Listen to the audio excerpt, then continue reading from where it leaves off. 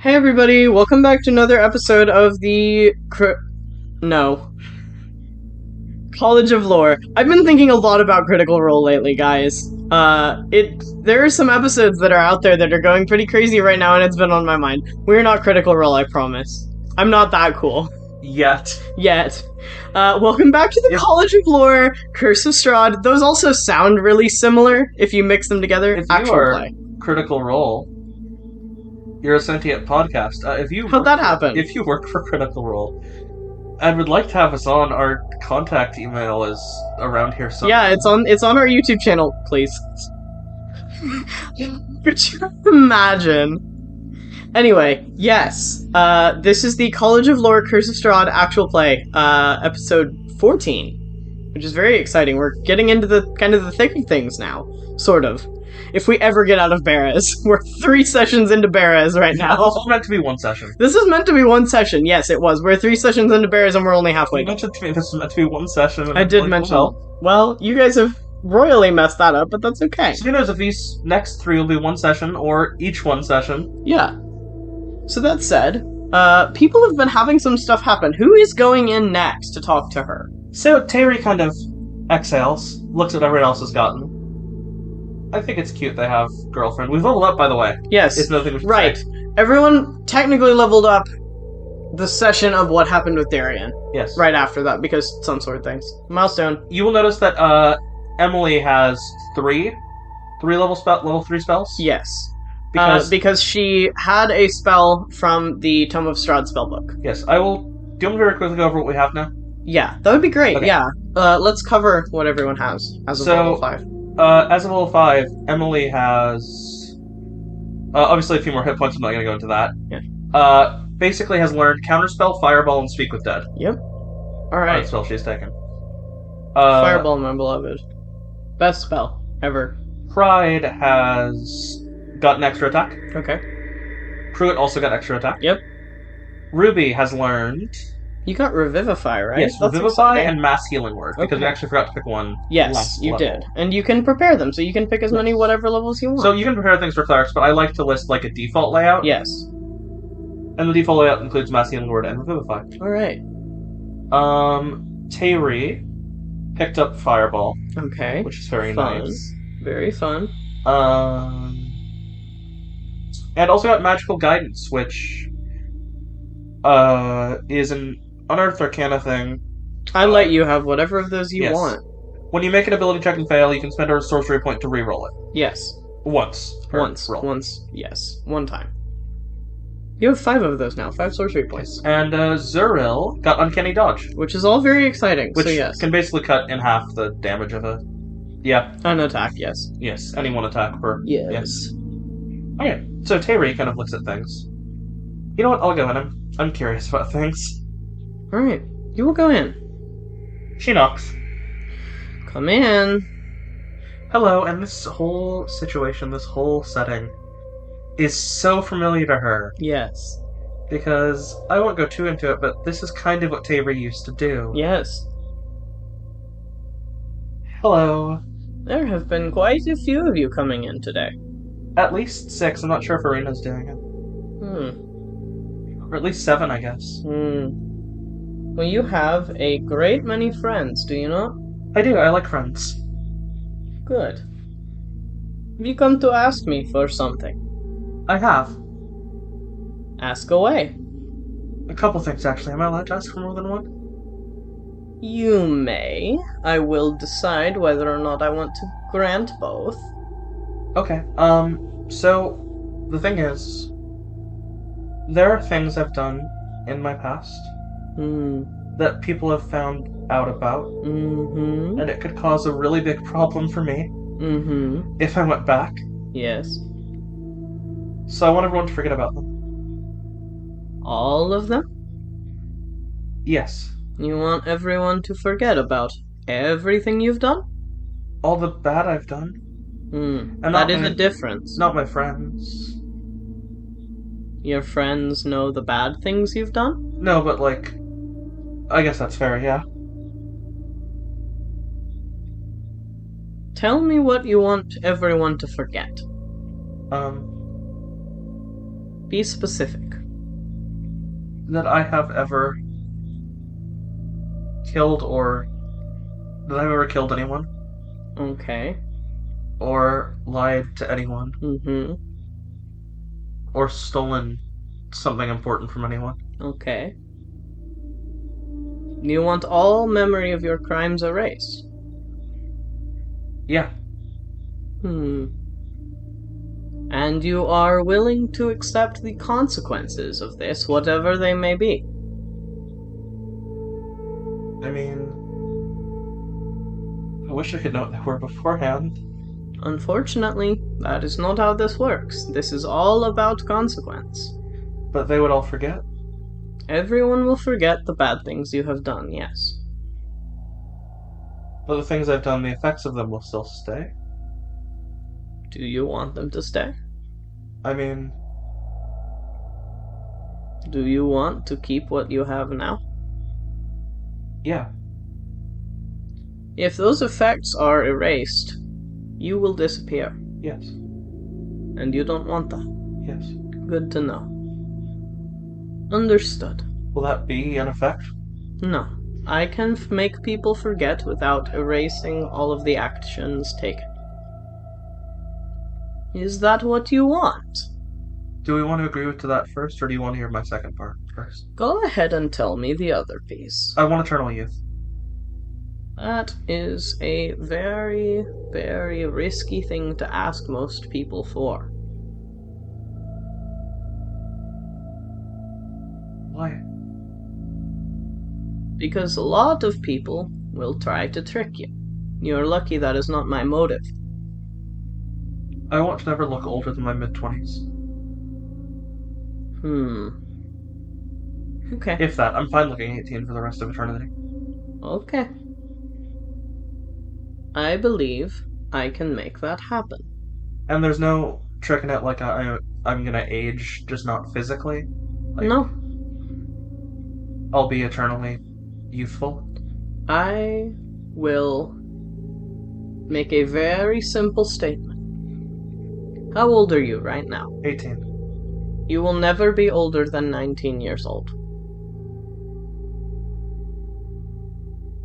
And I won't die of old age at any point? No. Not unless this is reversed. In fact, I will, if you so desire, make it so that any serious injury will also not kill you, if you accept a caveat to my offer. Which is? You will, instead of just never aging past 19, you will be able to set a point in time to reset yourself to, physically.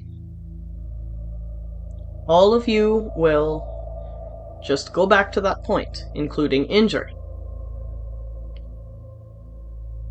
If that is a way you would like to approach it differently, that requires personal maintenance. If you got any older than you wanted to be, you could set it back to whatever point you set it at. But, again, personal maintenance. What's the caveat? That's the caveat. There's no deeper twist to it? You will be able to put yourself back to that point whenever you would like. With personal maintenance.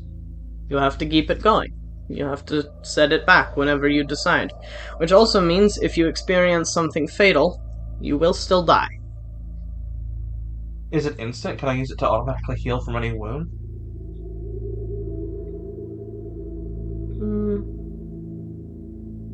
I think that might be a little bit much. Yeah. You will always go back to the same point, is what I will say.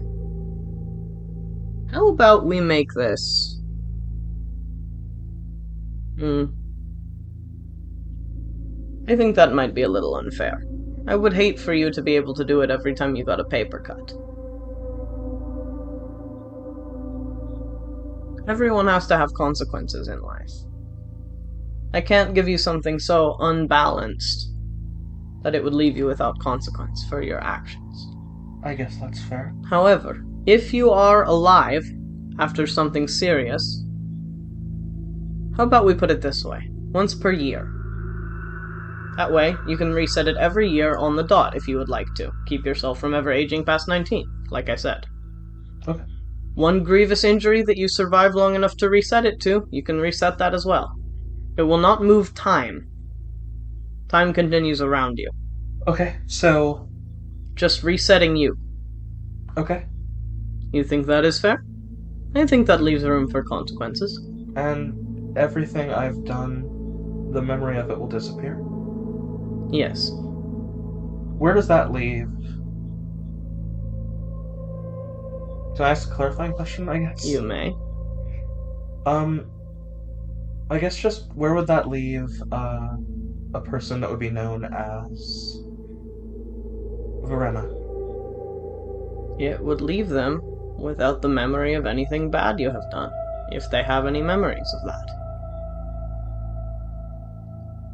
It does not erase their memories entirely. Only of anything bad you have done.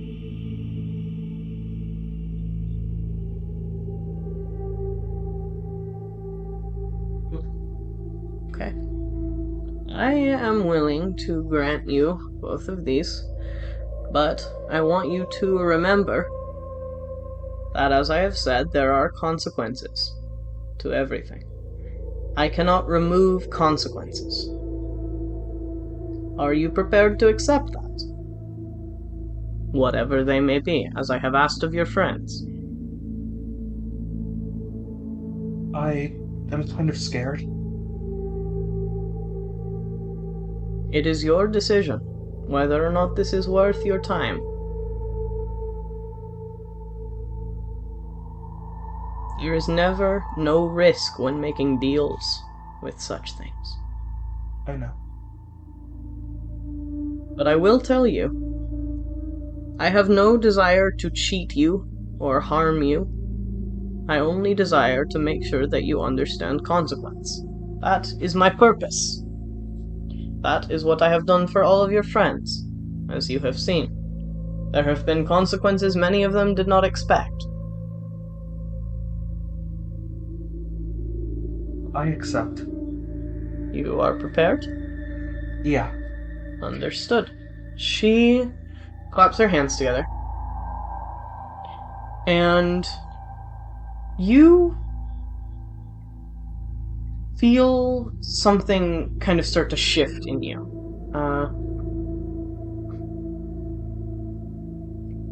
There is a sense of something shifting in your mind. And you focus on this feeling, you try to think about, what this is that's changing. And you can't quite figure out exactly what it is. As this finishes, as you feel this shifting kind of stop, Baba Lysaga kind of pulls her hands apart and pulls this chain out of her hand and tucks it into one of her pockets.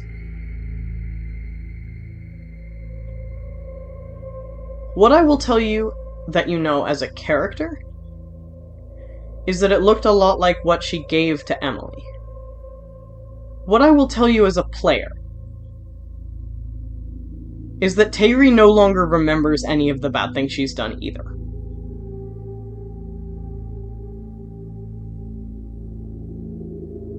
Because she said everyone needed to forget. She finds herself, and fundamentally from here on you will play her as an 18-year-old girl who does not think she has ever done anything wrong. She thinks this is her normal existence. This is just how she's always been. She does not remember any of the people she has hurt because that was all tied into her hurt. Yeah.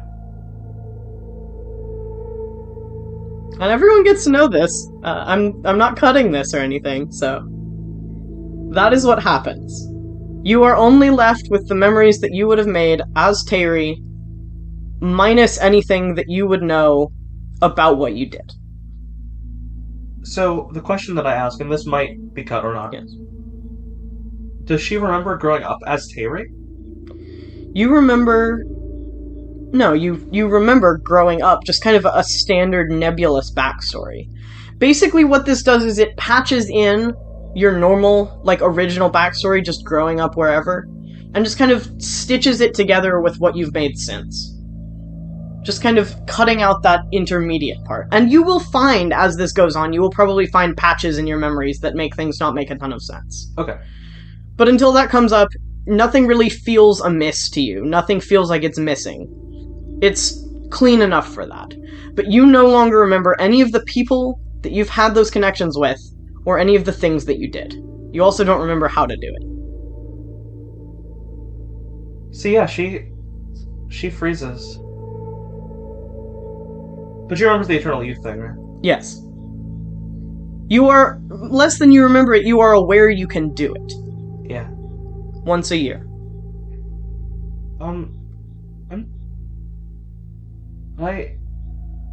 Yes?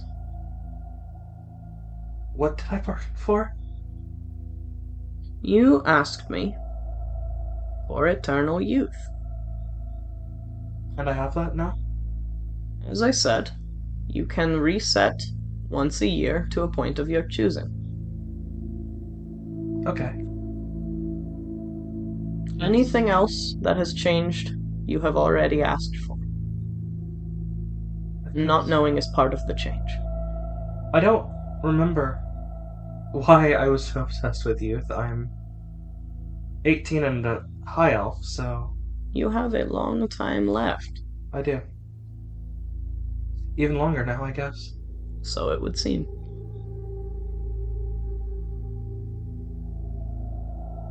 Well, how do you feel about that? I feel good. It feels like my head is a lot lighter than it's been in a long, long time. Good. Is that a good feeling? It is. Then good. It feels like there's a weight, a pressure kind of off of me. As I said, there are some things that you may not know that were a part of your request. Okay. But yes, that is what you wished for. Well, I feel satisfied. I feel freer, I guess. Good. I don't know what I was so pent up about earlier, stressed. What I was carrying around with me, but... You are carrying a great many things which I now have, so you do not have to worry about them anymore. It feels a lot better. Good. Right now, your little reset point for your ability, your youth, is just a minute ago. About when you made the deal in the first place. Okay. You will be reset to how you were in that moment, if you use this ability. Okay.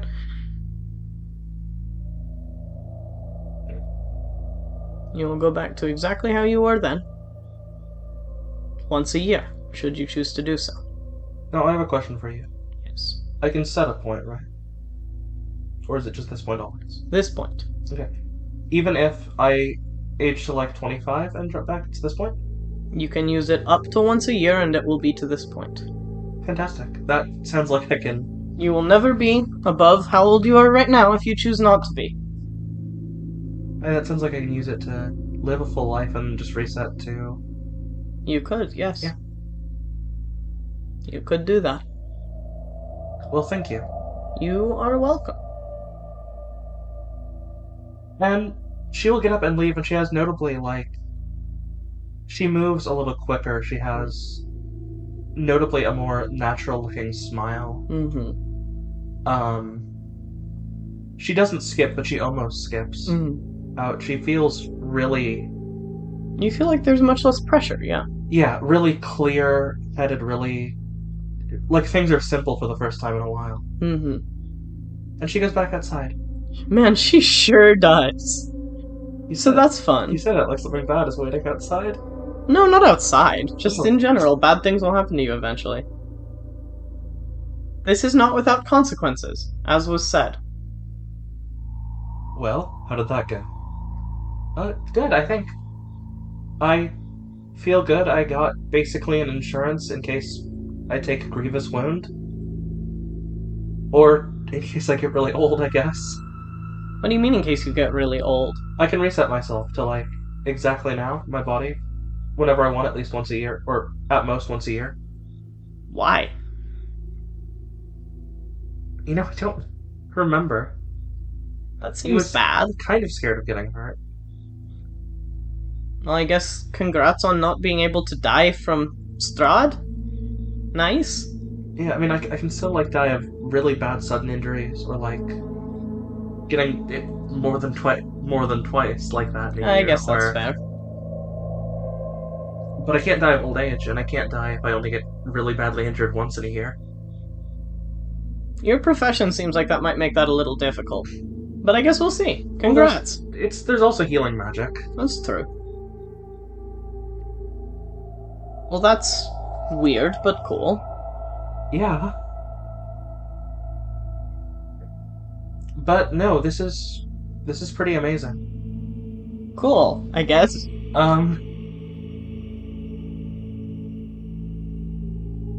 Yeah. Okay. So are any of the rest of us going in there? I'm still deciding if I want anything. I was planning to, whatever he says. You're free to go, if you want. Alright. And Tayreese is naturally, there's no immediate fallout to her, so... Nope, not immediately. The immediacy of this, the others will have immediate consequences. Hers will come later down the line, I get the feeling. Yes. So Ruby's gonna go in. Okay. She knocks. Come in. Hello. Yet another of you. Yes. I may not be the last. Perhaps not. My name is Ruby. Hello, Ruby. How strong is your magic? Strong, but not as strong as some of the other beings in the world. I cannot free anyone from Barovia, is what I will say first. Can you cast Wish? It depends on the wish. What I'm doing is universe, multiverse changing, what I want to do. Probably not, then. But you can ask. I see how close you can get me. Go ahead. I want no more gods. That would require me to be more powerful than every god. So I don't think I can do that. Gods, worship of gods, has brought a lot of pain to a lot of people. And my parents being gods, and my children being demigods, has brought me and them suffering that wouldn't have happened otherwise. The fact these gods can wantonly war and form children out of that, well, that is very, very tragic, but that is not within the scope of my abilities. However, you say that you have been damaged by gods, by your connection to gods. Yes. I can stop that from happening again. How so? I could make you mortal. You would no longer have any magical tie to your parents. You are a cleric, aren't you? Yes. You could keep that if you wanted. Otherwise, I could change that. I could make it so that you have no blood tie to the gods that created you.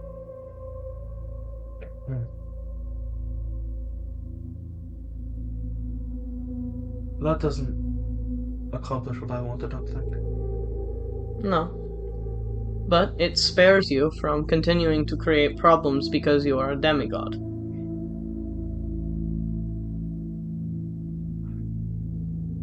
It is a much smaller scale, but it is a scale. The biggest problems I've created are past now. Then I suppose it is not of concern. It was neglect or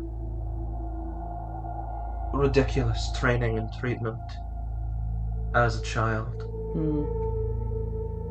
It was my partner leaving when he found out what I was. I don't know that would help. Being mortal now. Well, you do not have to accept. Or my children being mortal now. But that is your offer for me. Unless you have something else you would like to counter with. I mean, I do, but I think it's pretty clear established you can't do that either. It's a... I want my parents to be normal. I want my parents to have cared or have been more outwardly able to show they care or... I cannot change the past like that. I know.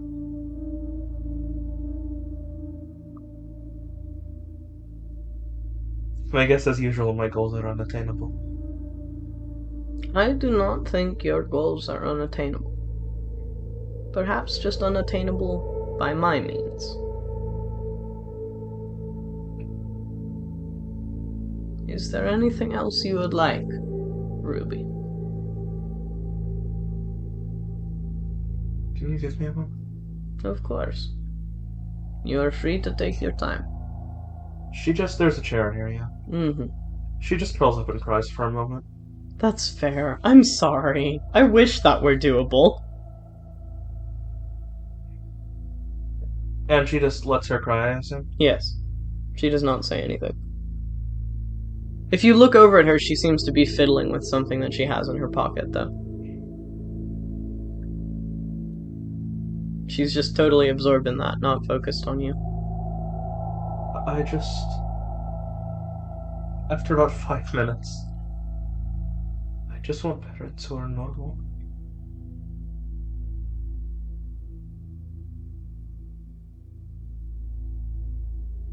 It wasn't fair to me. No, it was not.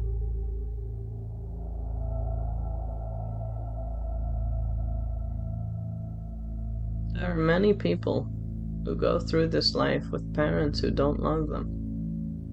You're not alone in that. I know.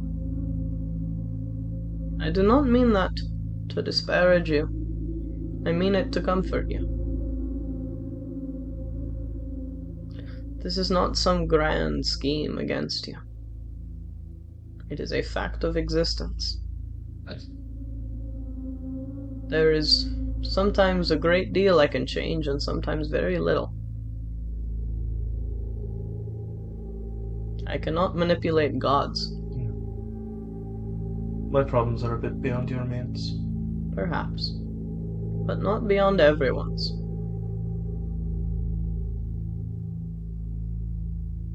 Have you talked to them?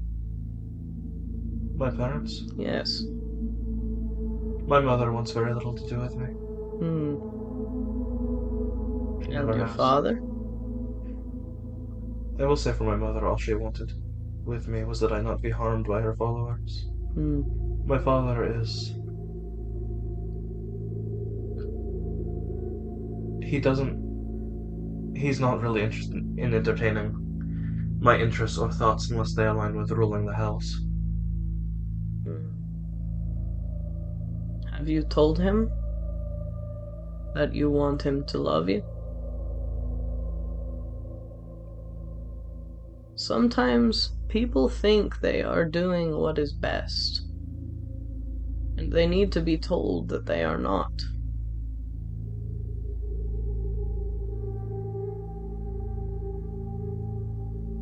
Gods may be very powerful, but there are many times where they get absorbed in that power, and often it threatens to consume them. It is, in the truest sense of the word, workaholism. Many, many powerful figures in that vein get so focused on their goals and the goals of their followers that they forget how to think about anything else. I don't know how much you know about quite how that sort of structure works, but gods are shaped by the people who follow them to a great degree. Sometimes that shapes them into something that might not be what anyone wants, including them. But there is always a chance that you making them aware of that would change how they see things. I suppose that's fair. I've realized talking to you. I am stupid. I would not say so. I am needlessly idealistic. Are you? I realize, somewhere along the line, I am not... Well, I'm not that different from Kaylin, I don't think. No? Because I wanted to come in here, because I wanted to make the world a better place. A place where the suffering brought on by zealots, the people sacrificed to gods, was not suffered. And I know you can't do that. I cannot. And I already kind of came to terms with that before I came in here. Yes. And I sit here. I realize what made me most upset was that you couldn't, even temporarily, make my parents mortal. No. And it's not that I want them stripped of that forever, not really, not when I think about it. What do you want?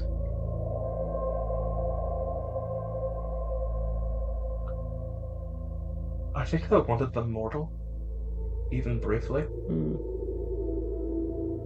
Because I wanted them to talk to each other without the pretense of how much power they have.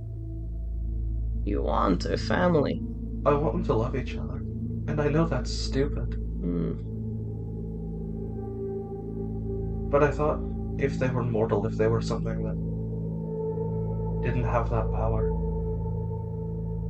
even temporarily for a year, for an hour, for until I say, that I could make them talk, and maybe that would realize they have some common ground, and maybe...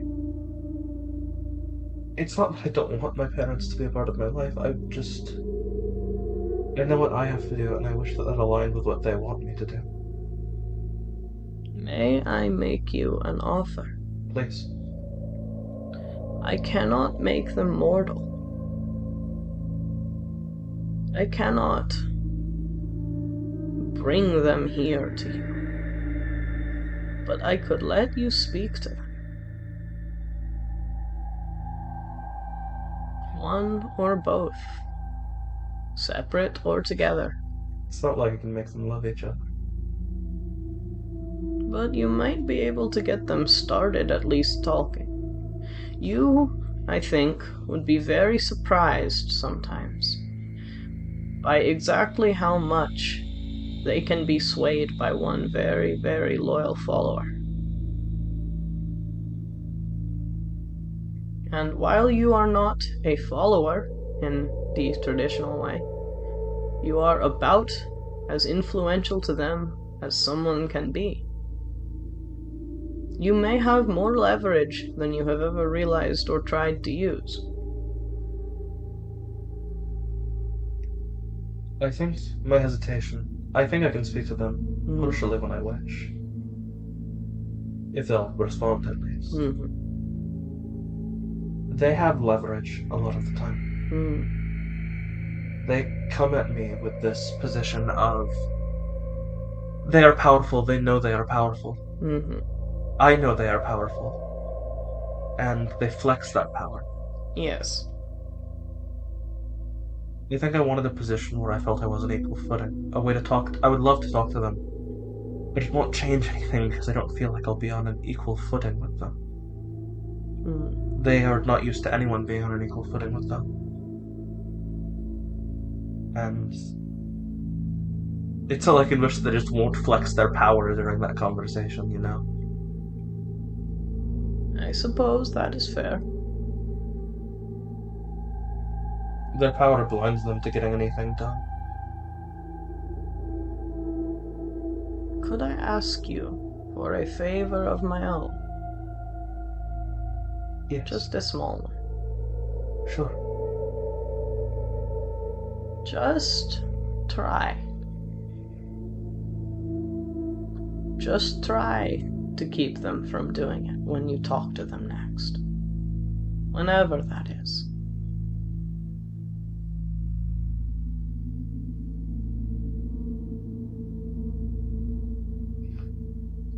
I don't really know what you mean by try.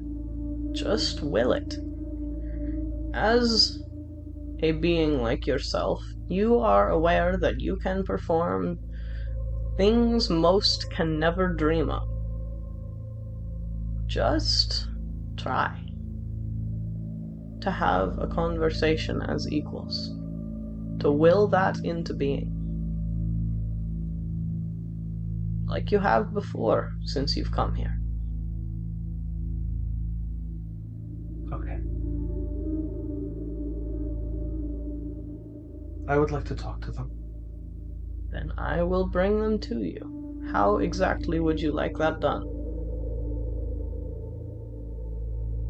I mean... One or both, separate or together? Both at the same time. Okay.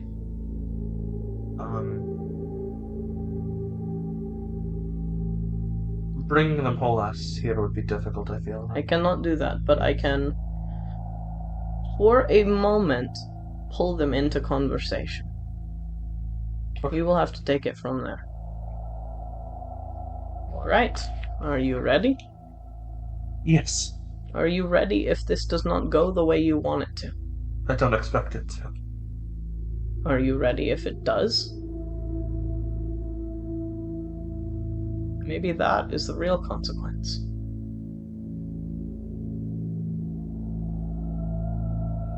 Yeah, I'm ready. Okay.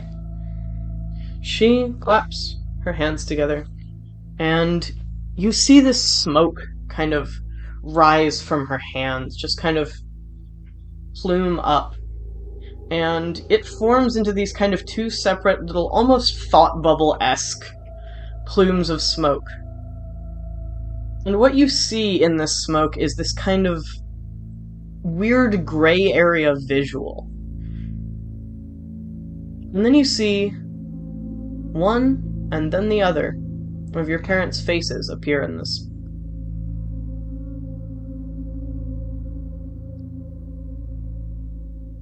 She kind of looks at you and motions for you to go on. Hello. Ruby. What is the meaning of this? I wanted to talk to you both. How exactly did that happen? A friend helped me contact you at the same time. A friend? A witch. What do you want? First and foremost, witch if either of you stole my children. I'm sorry, what? Which, if either of you initially took my children from me? I think there is kind of an exchanged glance as they can sort of see each other as well as you and hear each other as well as you. Not sure either of us have an answer to that. In that neither of you did it? I believe you if you say no. I believe not, no. Okay, then I believe you. Which of you gave them back to me? If either of you. Me. I thought so. Why?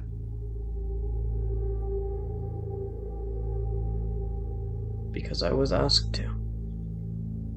I was asked for a favor. You called on someone, and that someone called on me, and they were returned to you. Well, thank you. You're welcome.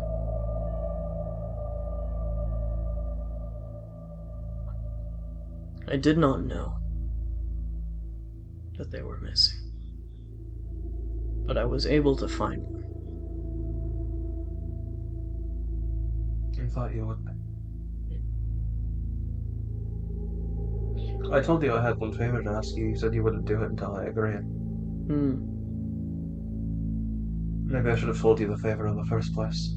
Perhaps. I kind of look at Loth. Mom, did you even know I had children? No, I did not. Well, you're both grandparents. Gods. Yes, you're also both gods. They both just make the most annoyed faces you can imagine. You hear Bubble Eye Saga kind of very quietly chuckling in the background. Ruby smirks to herself. Yes. What did you want us here for? Because I think I deserve to be heard. Both of you. My entire life. One of you by ignoring me. And one of you by raising me to be the queen of hell. Denied me any semblance of a normal upbringing. I'm not sure what you expected. My creation was not normal, nor planned. Nor was it by two people who love or even tolerate each other. Correct.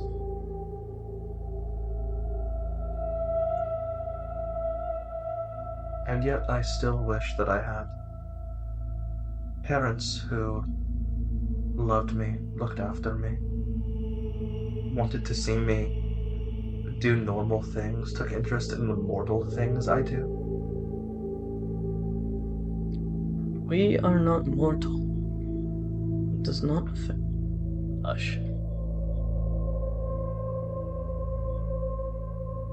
She just goes silent. It's just that I wanted that.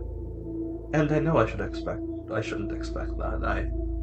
You are busy. You are both deific.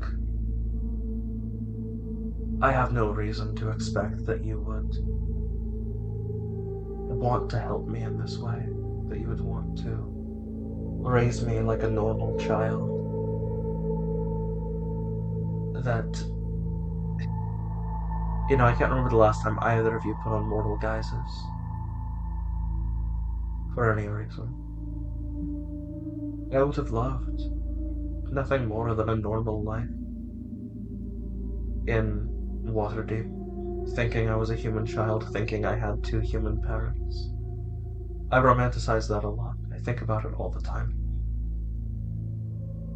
Being a demigod has brought a lot of pain and a lot of suffering to a lot of people, more than just me. But I think more than anything, it's not that I have these powers, it's that I wasn't raised to be normal, I was raised to be better than. The only thing that you really ever said to me, Mom, was you told me I could punish your followers accordingly for challenging me. You are better than. You should be raised as such. You are not mortal. You have far more power than them.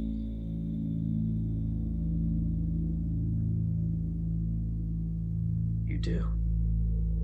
You have a great deal more to your existence than any mortal on this planet.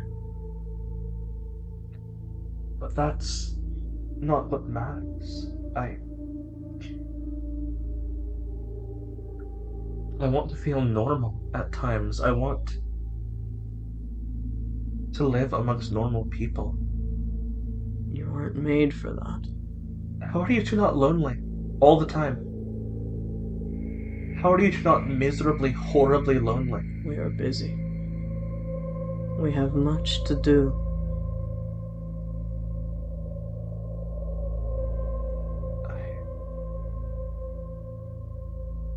Is it like this for every god?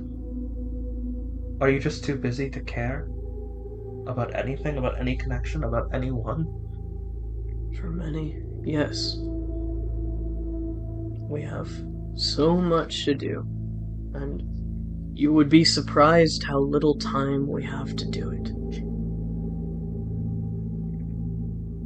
There is a great deal of work as a deity, and you cannot comprehend because you are not there yet.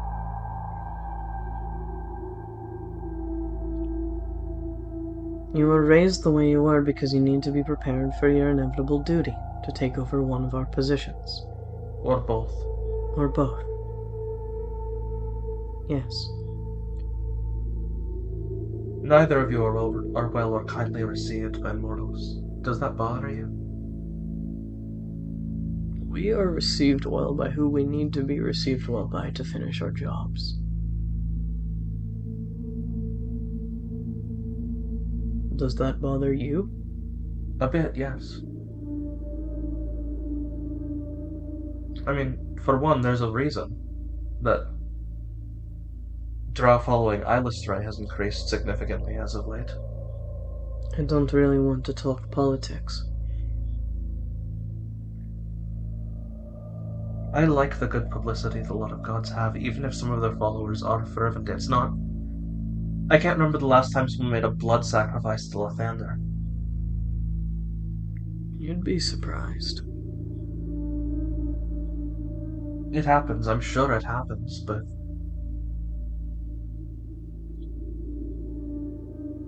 Ruby,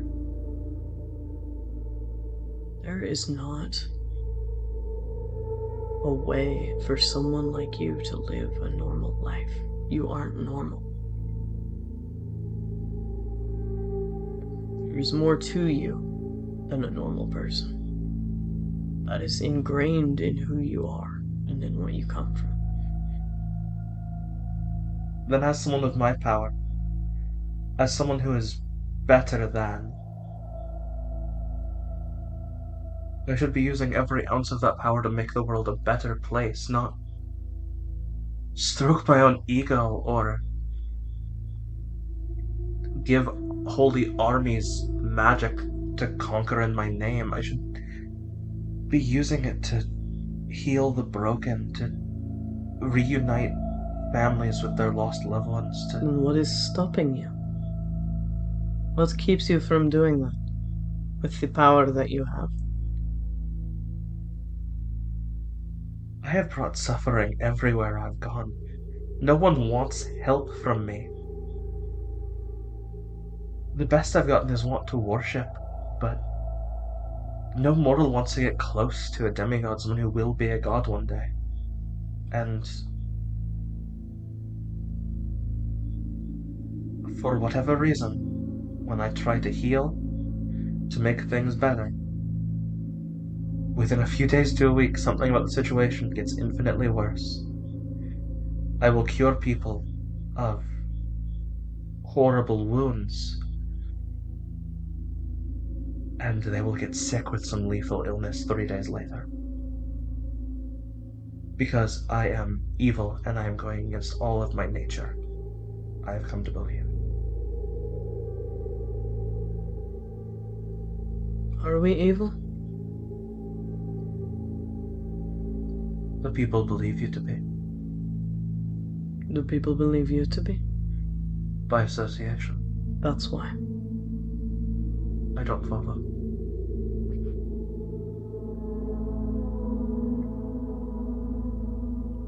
There are rules in place for how certain gods operate. By extension, associations, especially blood associations with those gods, tend to follow those same rules. When there is an expectation for us to do something in a certain way, it becomes written.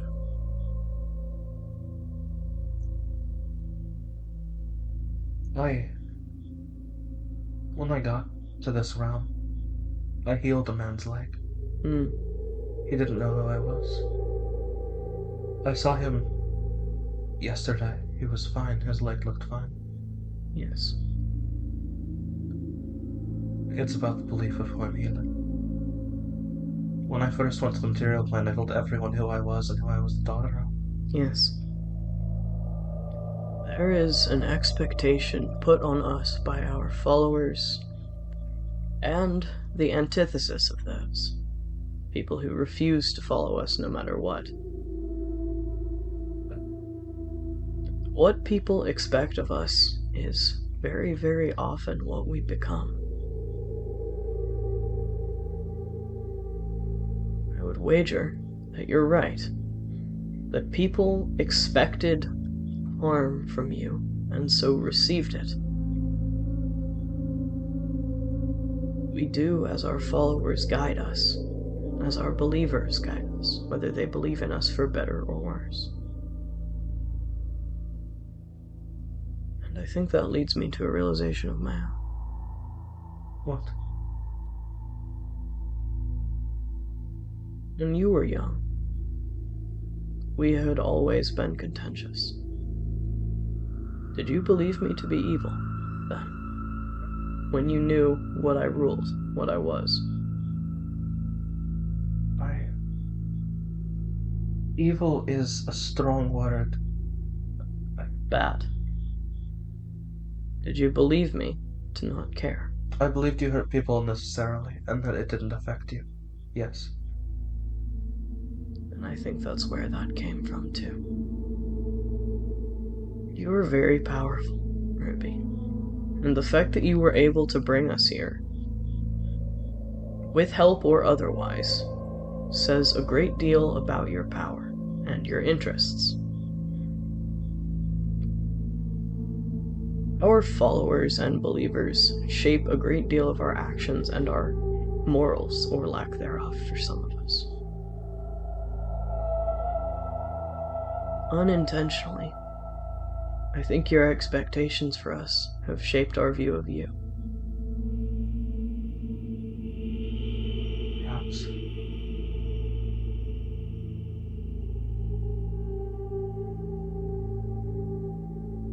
You may be right.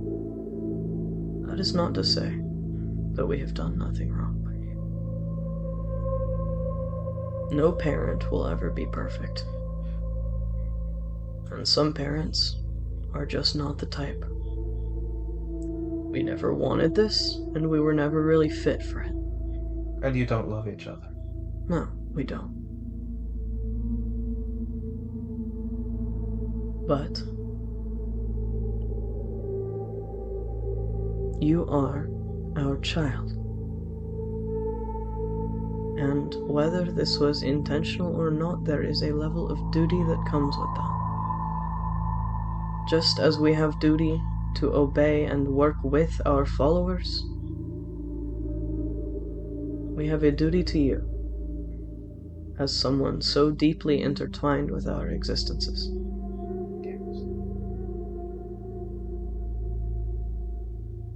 I am glad to know you feel that way.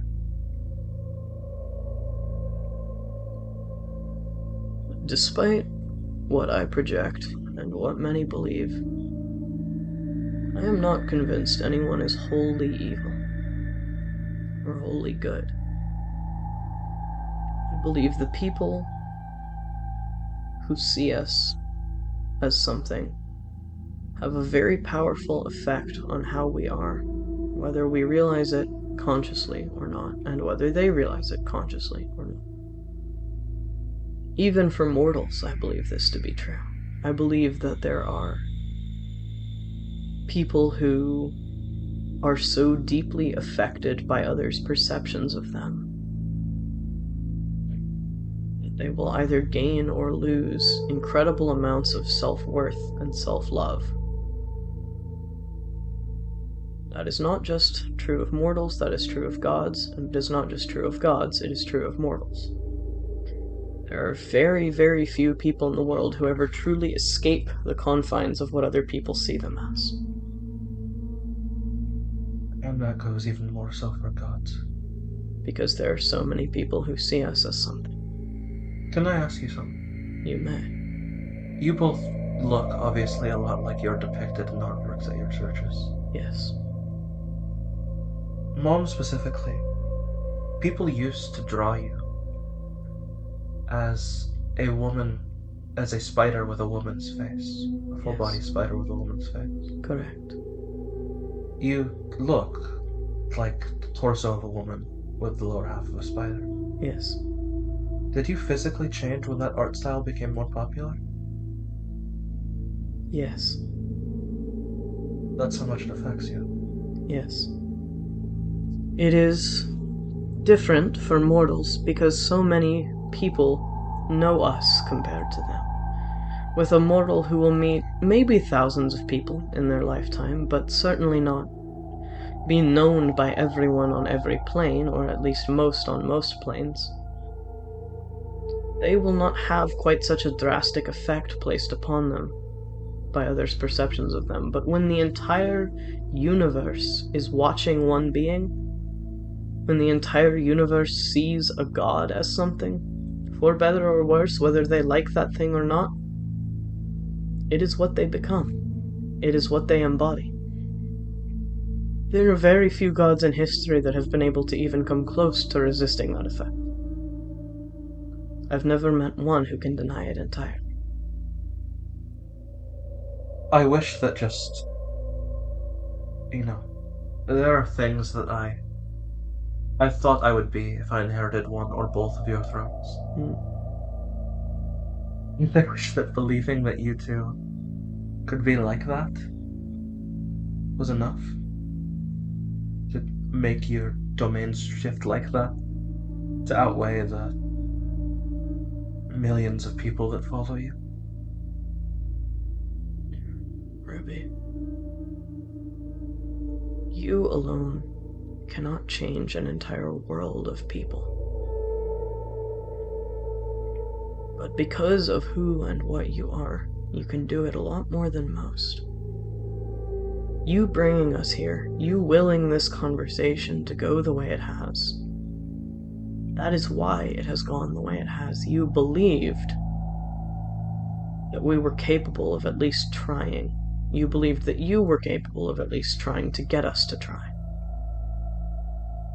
And as this has gone on, that has become more and more true for you. And so we have grown more and more amenable to it. You know what I would want you two to be, or how I've always pictured running things? You, Dad, you are the deity of many things, but the one that sticks to me is indulgence, and to a degree power. Yes. I would almost want to be seen, if I were in your position, or want you to be seen as a god of revels. A god for self-care, almost. Indulging one's successes with celebration, revelry. That is not out of your realm. No. It is just not what people come to expect from me. No. And Mother, you're the patron god of Drow. Yes. Rather than waging a war on other elves, I would want you to be this force trying to unite Drow with the rest of Elfkind, the rest of the world. How High Elves and Wood Elves have reconnected, how other elves have reconnected with them, extending a branch, taking these people that have to live underground for their eyes and connecting them to the surface Drow, their ancestors, their relatives, as one group, as one Elfkind. Yes. That is what I've desired to do, and that's what I wish you two would like, but I can't force that. Not alone, you cannot. And I also wish you two were in love, but that's more out there. That is a little less likely. Yes, I imagine. Some things are not quite so easily influenced. I'm not sure there is anyone in the world who could get me to be interested in a man. I suppose that is also fair. She starts laughing a little bit under her breath. Yeah. I have a solution for you. Do you? Dad, how attached to being a man are you?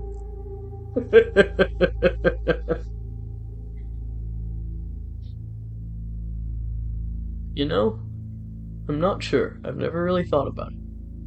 That is, again, part of my depiction. What? In a patriarchal society, that's just how things tend to be. As gods, we can all shapeshift. I have an offer for both of you. Either or both of you can take this. Be it now, when I'm in Barovia, or later when I get out of here. You know, we can leave our realms and come down here in guises that appear human. Yes. And even if you did that in Barovia, it would greatly reduce the power you can use here. Yes.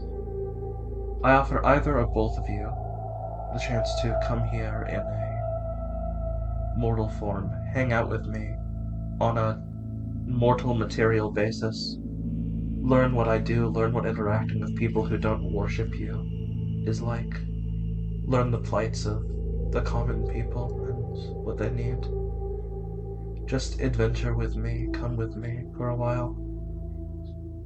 If you'd like Dad as a woman, it's a standing offer. I will keep it in mind. As will I. I look forward to the day when one or both of you accepts it. I would host you both at the same time, if you wanted, if it's so inclined that you wanted to do that. We will see. Thank you. You're wiser than you think you are. You're kinder than you think you are. Perhaps all of us are more than we are seen, and more than we believe. Maybe we are. I love you, Dad. I love you. I love you. Love you. You see the smoke start to fade and dissipate as this conversation seems to be over. Well, if you get an out-of-place older drow woman or an out-of-place tiefling woman? Man? I'm not sure. Let me know and send them my way. I will keep that in mind. Though I imagine they can find me. I'm giving people a lot of things to keep in mind today, apparently. So it would seem. Thank you. You are welcome. There was something else, though. Yes? I have, since I was a little kid, wanted to make the world better. Yes. Especially acts of faith. Acts of putting their life in the hands of someone. Me or anyone connected to me. I may have no connection to Ilmater, but I am a big fan of self-sacrificial things. Yes. I want you to bring Zala back. To you? To here, be it as a body, or so we can properly dispose of her body, or alive so we can help her. She probably saved our lives. And I know it wasn't an act of faith for me, but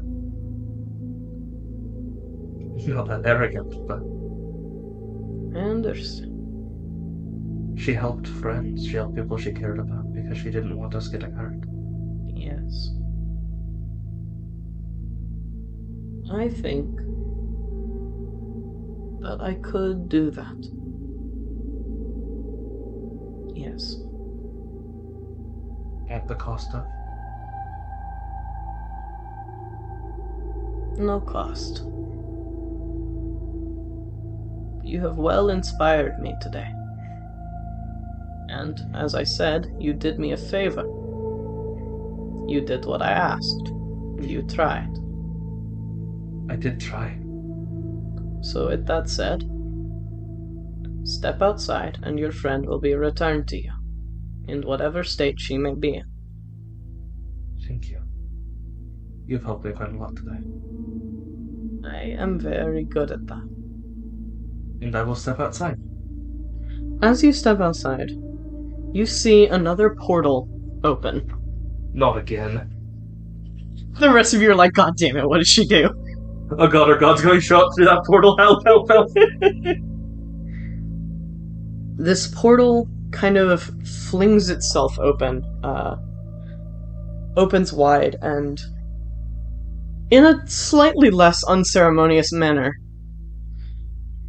you see this portal kind of close on itself and leave a body that you're not quite sure is alive or dead,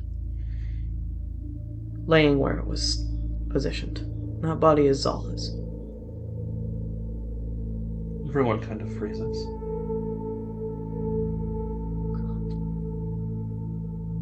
Ruby, I'd like you to roll medicine for me, please. Natural 2028. Ruby, she's not dead, but she is going to die. I immediately cast Spare the Dying. Okay. You do that. I basically rush to her and immediately Spare the Dying. Yes. This is a privilege. Yes. She kind of coughs. She's not really conscious, her body is just kind of reacting to what's in its system. Her wounds are serious. She looks injured, she looks dazed, from everything you can tell about her, she's probably concussed. Is this... So the most I could theoretically do for someone is Spare the Dying, and for some individual person, 2 level 3 cure wounds? Yes. Is this more than I could do with that? Do I need to give her more serious help? Your magic can do a lot, but in this state, you can only stabilize a person for so long. Yes. You could theoretically heal the wounds, but because of the internal damage, there's not a guarantee necessarily that you would be able to fix everything. Spare the Dying is holding it off. Spare the Dying is keeping her from immediate, sudden death. Total organ failure, total collapse. Kind of like how Cure Wounds can't heal someone's arm. Yeah. You can't restore a lost limb. You can't fix this level of destruction and damage to her internal everything. This was targeted to fuck her up. Yes. You assume this was probably torture, and because they have a cleric, they were probably planning on torturing her and bringing her back. From the extent of the injuries and how they're placed, that's what you can get out of that natural 20 medicine roll. This is too far gone. I can't fix this. I'm going to die. I can keep her stable for a while, but I can't run a hospital. Do the thing you did. What thing I did? When we were fighting Strahd. Do the thing you did. Okay. Mom, Dad, I would love to help. You may roll percentile, and you may roll it twice. 69 and 51? 69? Yeah. Hell of a time for that. It is, yeah. Those rolls are very in the middle. They are. Unfortunately, I don't have a third godlier parent I could call on. No. You do not.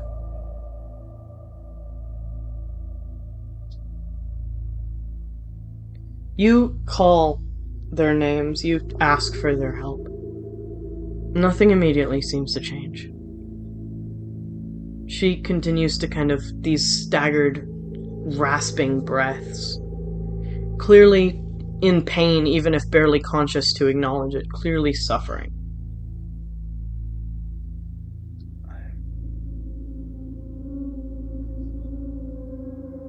If she dies, can you just bring her back? Like they would? I can try. We haven't got the components for something like Revivify. Yeah, that's the best I can do, and I don't have the components for it.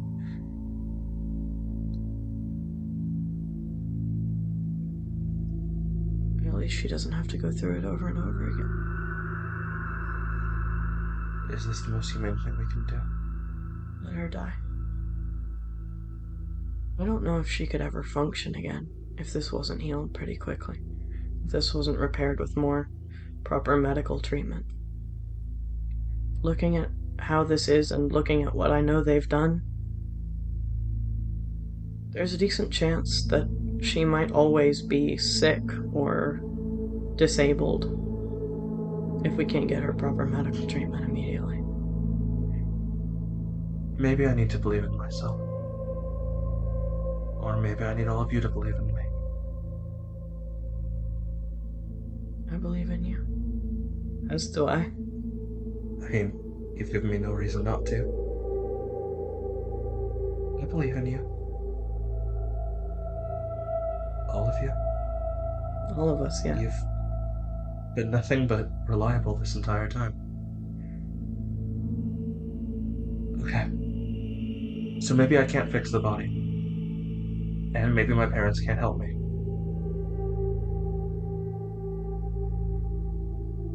I would like all of you, regardless of how much you do or don't believe in me, to pray. To me. Irina and Kella will do so. As does everyone else in the party of 5. Everyone please roll religion for me. As I will roll myself for Kella and Irina.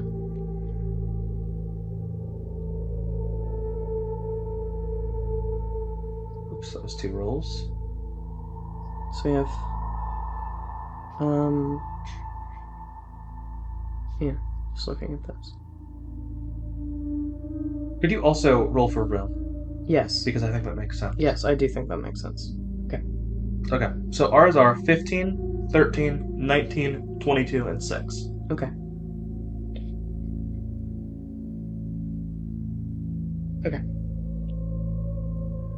Because of the combination of successes between you and between the NPCs on that roll, Ruby, what do you want to accomplish?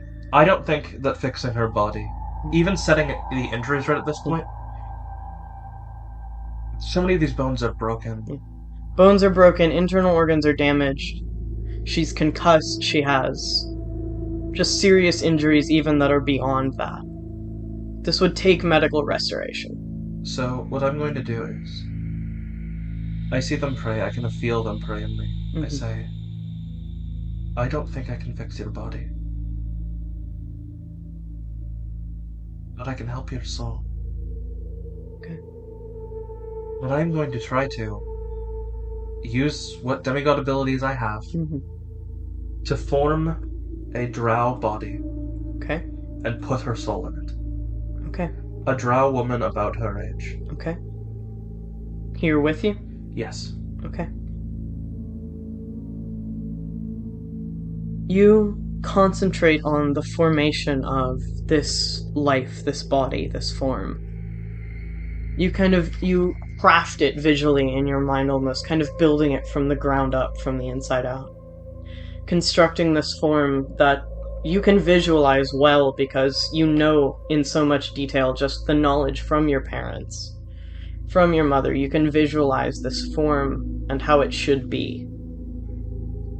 One of the great things about having a parent who is a patron deity of a specific kind of person, a specific kind of form in the way that a drow is, that gives you a lot of knowledge for something this specific, this kind of miracle performance that you wouldn't otherwise have. And as the rest of you kind of sit here, kind of bated breath, waiting to see what happens, you see Zala start to glow with this kind of reddish light, this kind of dark red light, reddish purple. And you see this light kind of expand to kind of just gently coat her whole form as it is. Just this kind of faint reddish purple glow to her entire body. Then you see her eyes open. she's not conscious and she doesn't appear to be conscious. But you see her eyes kind of open wide and just stare straight up at the sky. And you see this light kind of lift up from her and kind of float parallel to her, above her, in almost this aura that outlines a new form, kind of a separate level of her current form. And you watch as this form kind of floats, moves very slowly, and the glow of it seems to intensify until you can't really see the center of it anymore because of the amount of light. And it expands several times around. And Ruby, this whole time your eyes are closed, you are focused. You are not even seeing this physically so much as mentally visualizing what's happening right now as you construct this. And all of you kind of watch, waiting, anxious and scared and hopeful at the same time, as this light solidifies into this form of a young, slender drow woman whose hair kind of hangs down as she is kind of suspended a couple of feet off the ground, where her assumedly soul was lifted from Zala's body, placed into this new form, and coalesced, and is now kind of hanging a couple of feet in the air, her hair kind of long white hair, almost touching the ground where she floats. Ruby, instinctively you kind of move to take this body in your arms and kind of lower her to the ground. And all of you watch as this body kind of breathes its first breath. And her eyes open. And that is where we are going to call the session. Thank you for watching this video from College of Lore. Remember to like this video, subscribe to join the party, and have a fantastic adventure.